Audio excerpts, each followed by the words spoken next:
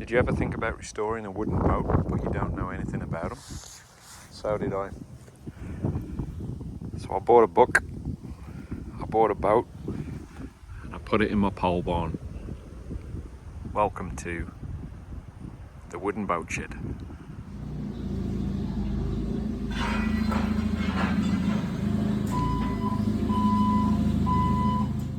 Today's plank day. Spring's here in western New York, as you can see by the snow.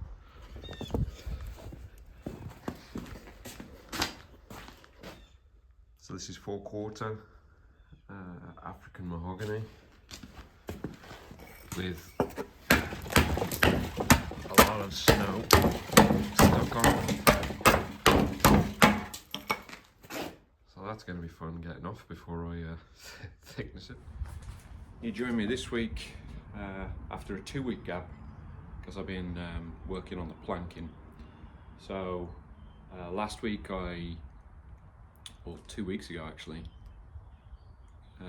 sourced all the wood that I needed, African mahogany, and then the week after that I was ripping it down, turning it into planks. So I think I ended up with about 160 linear feet, which was quite a lot. I think I might be a little bit short. It doesn't quite look enough, but I measured it and planned it. It should be enough, we'll see. And then since then really I've been working a snag list. So before I close this up, I've got to make sure that anything that needs to be done now while the boat is open is completed. So things like making sure that all the chines have got the right screws in place. I was short on some hardware, so they weren't all screwed up. So I ordered that hardware, screwed that in. The keel was only 5200 in place, and a few sets of hardware. So I needed to get all the hardware for that, which of course it's different on every frame. So ordering that, getting that in place, attaching that. The keel to the forefoot, there's a couple of bolts there that I needed to order, just replacing these old used hardware. So that's about where I am, and I started on the garboard plank. So first time I've ever planked a boat, so making the garboard plank was challenging. So I'm working on that. I'm hoping it gets easier after the first one, but we'll see. So that's where I am. So I'm just snagging this keel attachment, and once I'm happy with it and all the fittings are complete, the hardware is complete, sort of put a bit of green tape on it to mark that it's complete. I don't have to worry about it. I can move down to the next one. And so here you can see the garboard plank, first one coming in. This is the front side of the garboard. Of course, you start with a garboard plank, and it's probably the hardest plank on the boat, so it's baptism of fire there. And here's all the rest of the planking that I ran. So this is African mahogany. I've ripped it down to a 1/2 inch in thickness, which is still thicker than I need, so this has got to come down a little bit more. But the reason I stopped at 1/2 inch is because that's the default size for the boat, so that means I can use it anywhere. So as I need to rip it down a little bit more for the bottom, I will. But if I need to use it for side planking or the transom, I can. So that's where I am.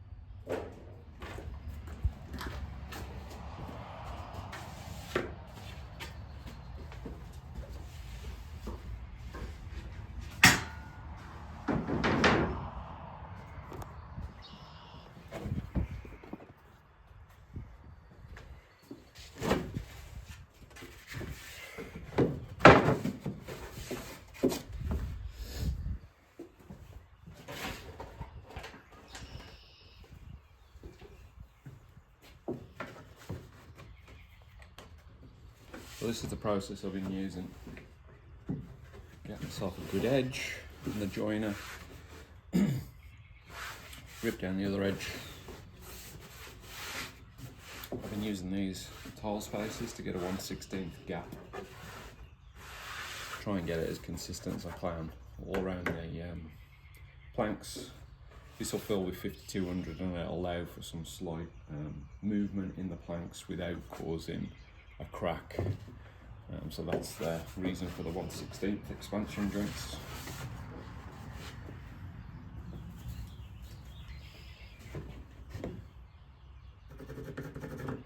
So I rough this down to size inside of the battens.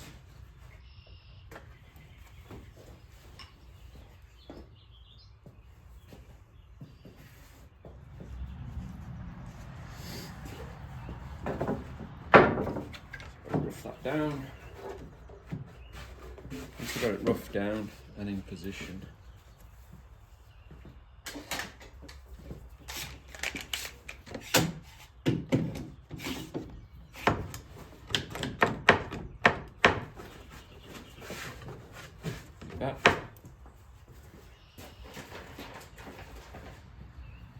I made this little marking block, so the distance between here and here is exactly halfway through the batten.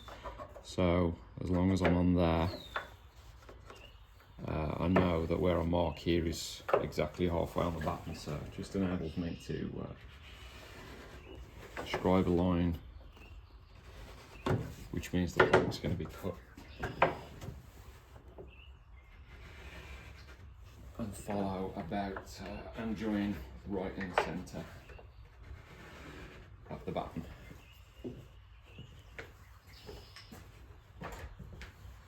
So just cut this and then it should fit perfect. Okay, so I'll rip that down to the lines. And there we go. A little tiny bit more off.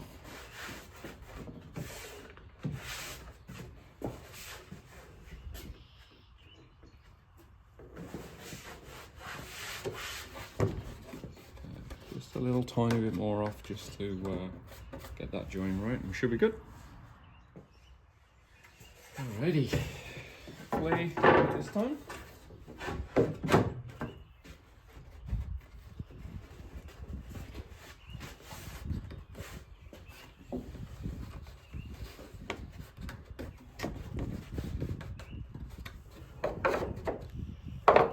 Tiny little bit more.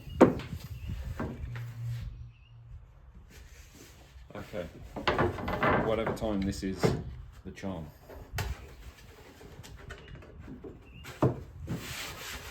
Perfect.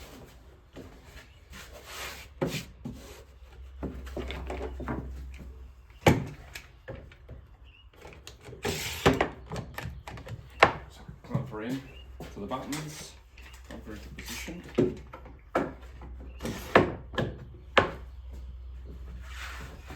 She's curving a little bit.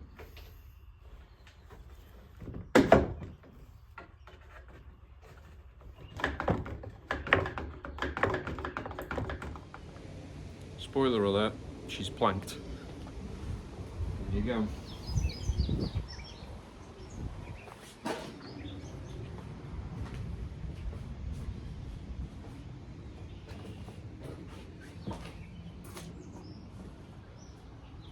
In all, it's taken about 8 weeks to get to this point. So what I used was I wanted a 1/16 gap in all the planking, so I used these little tile spaces to get my gaps exact and try and keep it 1/16 throughout the planking, which is as per the Dannenberg book. Thought long and hard about just going for a 0 gap, which I know some people do, but in the end I just followed the Dannenberg book, went for 1/16. Make sure I can get that spacer in all over these gaps.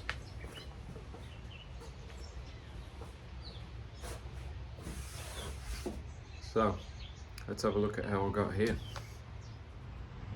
First thing I did was build this fixture. So this goes on the bottom of my router. I removed the clear plate, got some screws, built this, and what it does is catch onto the edge of one plank, and then theoretically you can machine the other plank in as a perfect match. I know some people use this technique, and I really very quickly discarded this as a technique. I didn't like the finish, so what you end up with is a finish kind of like this. So you can see it's not absolutely clean, so as you tend to move around a little bit, it's difficult. So I didn't like that. I much prefer a clean finish. So here's one that I fitted by hand. You can see the finish is a lot cleaner. So I discarded that technique just because it wasn't giving me a nice finish. No one's ever going to see that because you fill it anyway. It's going to be full of 5200, but so I can imagine that method would be a lot faster. But me being me, I just wanted it nice and straight, so I stopped using that technique and went to fitting by hand with my plane. So now I've got all of the planking complete. I took it all off and actually started to attach the inner planking permanently. So you can see me lay down 5200, spread that out equally, and then start to attach the inner planking, lots of screws to pull it down.